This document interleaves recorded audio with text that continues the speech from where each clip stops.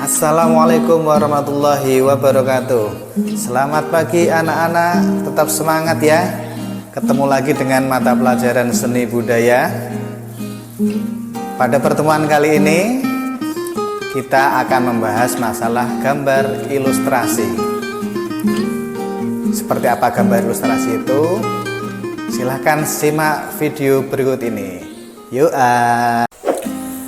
Sebelum berlanjut, silahkan tekan tombol subscribe pada channel kami dan jangan lupa bunyikan lonceng agar channel kami berkembang dengan baik di masa yang akan datang. Terima kasih atas perhatiannya. Menggambar ilustrasi.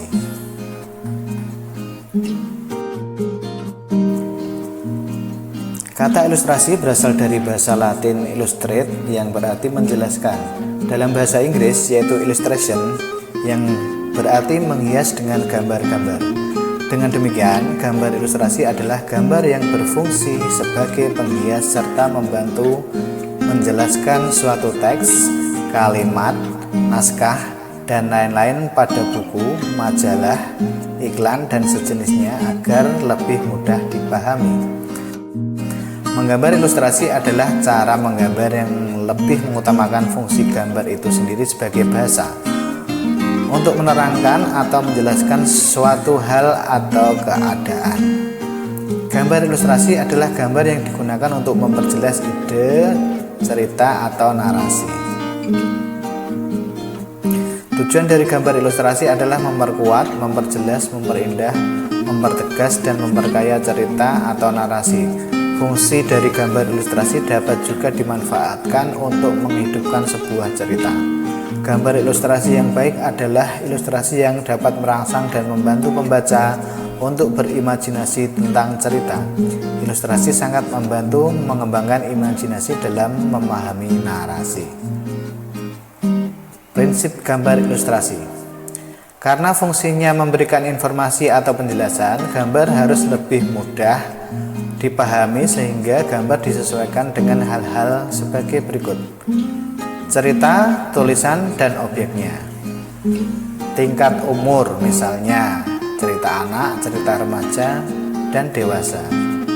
Kesederhanaan, komunikatif, mudah dimengerti atau dapat menjelaskan maksud dan tujuan.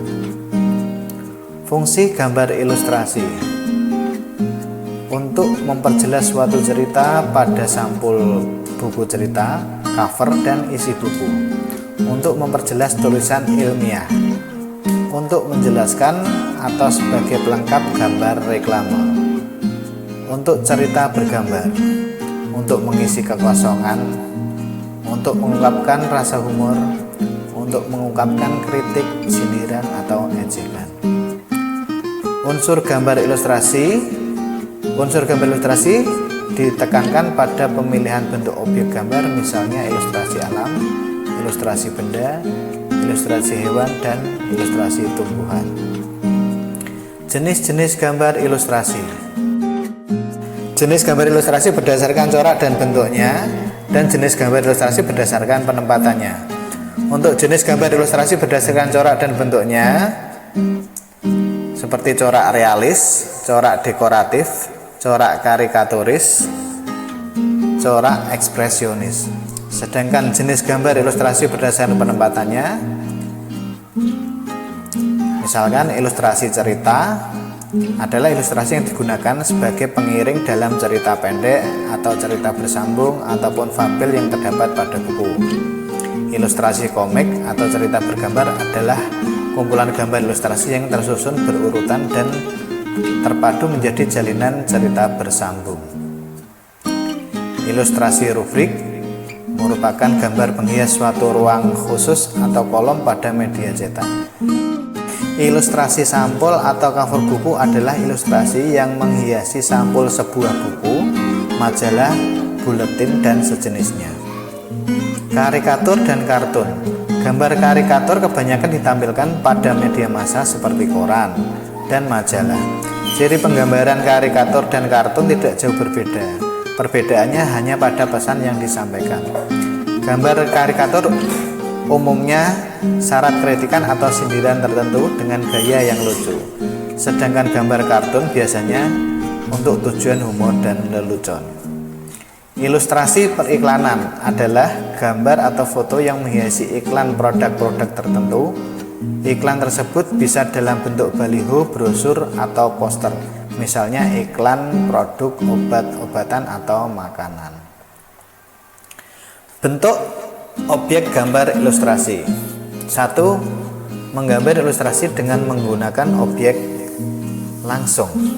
Objek langsung maksudnya objek yang ada di lingkungan sekitar kita, misalnya manusia, hewan, tumbuhan, dan benda lainnya. Untuk menghasilkan ilustrasi yang baik, maka menguasai anatomi dan proporsi sangat disarankan. Anatomi adalah bagian-bagian tubuh manusia atau hewan yang menunjukkan besar, kecil, arah urat yang benar. Proporsi adalah perbandingan letak bagiannya, misalkan letak kepala dengan letak bagian yang lain. A. Gambar manusia. B. Gambar binatang. C. Gambar tumbuhan. D. Gambar benda. 2. Menggambar ilustrasi dengan menggunakan objek tak langsung. Menggambar ilustrasi dengan objek tak langsung lebih mengandalkan imajinasi. Gambar merupakan hasil imajinasi seseorang yang menggambar. Oleh karena itu, hasil gambar ilustrasi dapat berupa kartun, karikatur, dan bentuk gambar ilustrasi lain. Gambar ilustrasi tidak harus yang sebenarnya, walaupun berdasarkan imajinasi. Gambar tetap tidak boleh menyimpang dari kaedah-kaedah atau aturan-aturan ilustrasi, yaitu sederhana, mudah dimengerti, dapat menjelaskan isi, dan menarik. Bahan dan alat menggambar ilustrasi. 1. Kertas,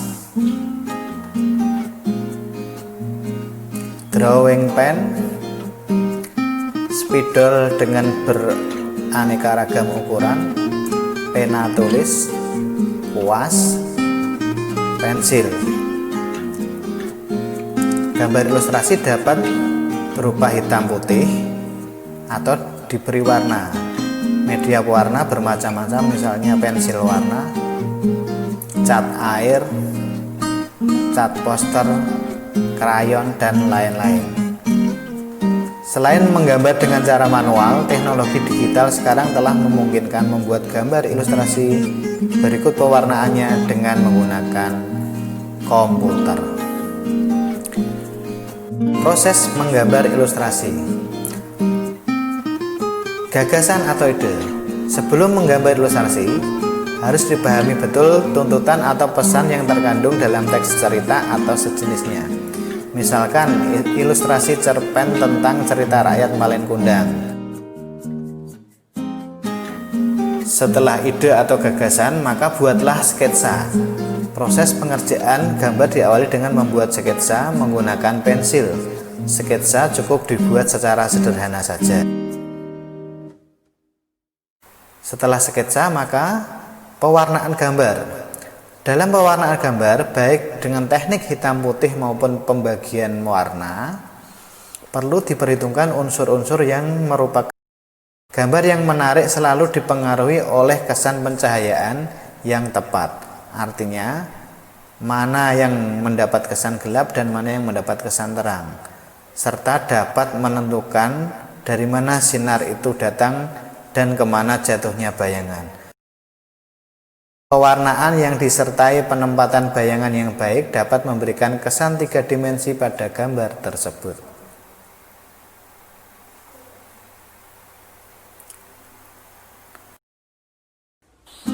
Demikian materi yang sudah saya sampaikan, mudah-mudahan sangat jelas dan bermanfaat.